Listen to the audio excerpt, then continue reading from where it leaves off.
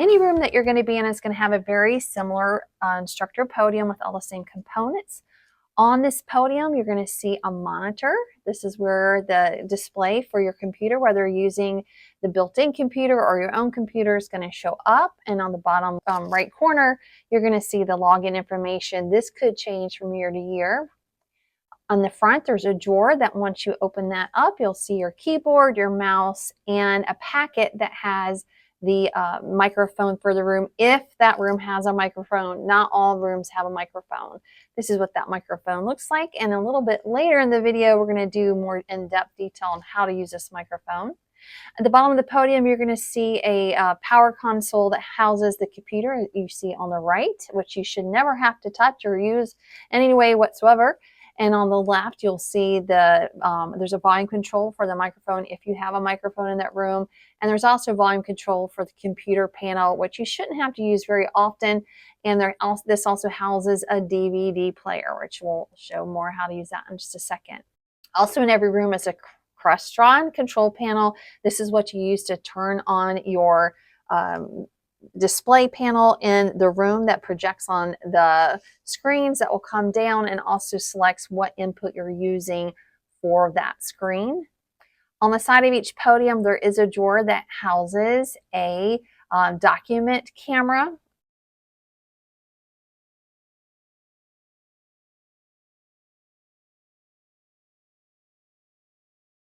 When you step in that room and step up to the podium, you're going to open the drawer with your keyboard and mouse. And you're going to shake the mouse just a little bit to waken the computer and to turn the screen on. The next thing you're going to do is on the keyboard, hit a Control-Alt-Delete.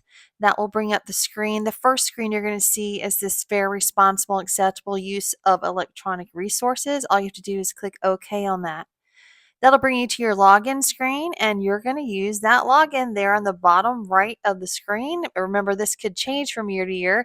Enter that in exactly under username and password. Once you have that username and password entered, your computer will open up. Very annoyingly, and I've tried to have UDOLLI get rid of this, this notice to open up your box files will appear. You do not need this. Just click the escape button on your keyboard and that will go right away. Now your computer is awake, and now you're going to decide on the left if you need to plug in your own computer. You're going to pick which cord would be appropriate for that. There's an HDMI cord. And there's also a VGA cord. If you use the VGA cord and are going to use sound, you're also going to want to plug in the sound adapter for the speakers. Otherwise, just use the podium computer. Take a peek here at the Crestron screen. It should be asleep when you first start working on your computer. Just a quick tap will wake it up to see this screen. A second tap will bring it to the main menu. When you first start off, it should be on PC. That's the podium PC that you should be using. If you're not using the podium PC and you're using your own computer, you're just going to click HDMI if you're connected via HDMI, or VGA if you're connected via VGA. If you have VGA, that's going to be kind of rare. That's a little bit of outdated technology, and your computer is unlikely to have that. Below that is if you're going to use the dock camera or the Blu-ray player, you can also control it by here. Most importantly is the power on and off. This power on and off actually turns the projector in the room on and brings your screens down so that the projector turns on and projects onto those screens. So you're going to click that. Here's what that looks like.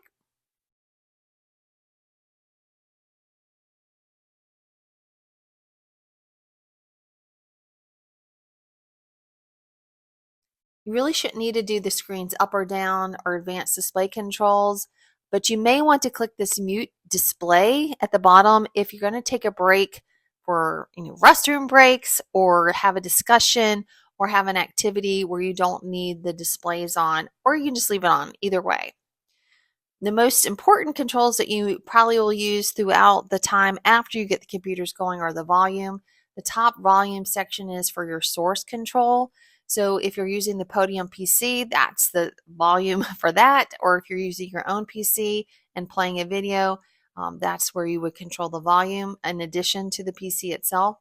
The bottom section is for the microphone. These two volume controls are the preferred way to control the volumes during the class rather than using the control volumes on the actual physical hardware in the podium.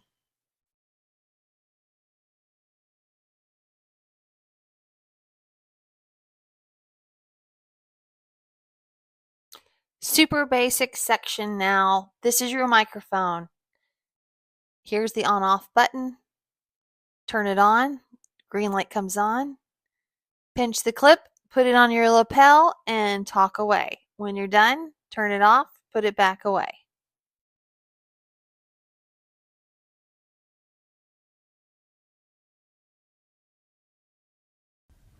One of the final pieces of technology to go over is the document camera. The document camera lives in this side portal of your podium. So if you just open that drawer on the side, you'll see that your document camera exists in this drawer. I don't really recommend the use of the document camera for multiple reasons. Mainly, it's going to cause a transition time and a new technological hurdle that you'll have to get over that might disrupt the flow of your class. So here's a little flow chart to determine, should I use a document camera or not? So the main and critical use of a document camera is you're showing live annotation or problem solving. This is relevant to like high mathematical skills, working out a calculus problem, mechanical engineering, so forth. I really hope we're not doing that in UDOLLI, but if you are and people really love it, go for it. Otherwise, I don't think people are here at UDOLLI for that. So I don't think that's going to be a common use. The other option is to present a physical object or book. But honestly, using your iPhone camera is going to get a higher definition image that you can then embed into your PowerPoint that you're already using. And then you don't have to worry about adding a new component of technology.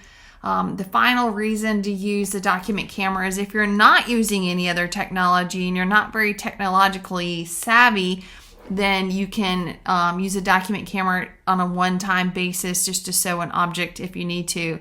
If you're going to use a document camera, please make an appointment with UDOLLI staff in the office so we can show you how to use that. Again, the main reasons not to use that is it does take a significant amount of transition time to get that up and running and ready to go.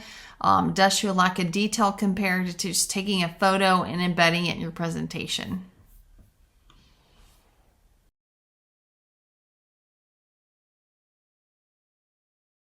If you're going to play a DVD or Blu-ray, there is a Blu-ray player down on the console in the podium.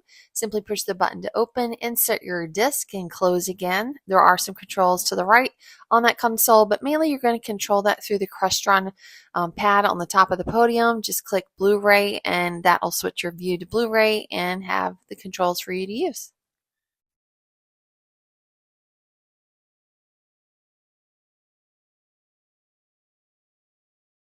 So this intermediary section of the video training is for things that hopefully you never have to do, but it's possible. The first thing is if your computer doesn't power on by shifting the mouse around and waking up your screen, or if your screen's still dead after doing that and you've clicked the power button on the screen and it hasn't come on, then you may have to turn the computer on itself. It should not have been turned off, but it's possible. You'll just click this power button here at the top of the tower and wait a little bit for the computer to power on. Other items you may have to adjust at times in the power console in the podium are the volume controls for the microphone, if you have a microphone in your room, and also for the computers. There's two places for that. So SHURE, the sure is for the microphone. You'll just turn the knob on the right to turn the volume up a little bit more, down a little bit if the volume control on the Crestron screen isn't working. Below that is the volume control for the computer, HDMI or VGA, whichever one you're using. If, again, the volume on the Crestron panel doesn't do the job.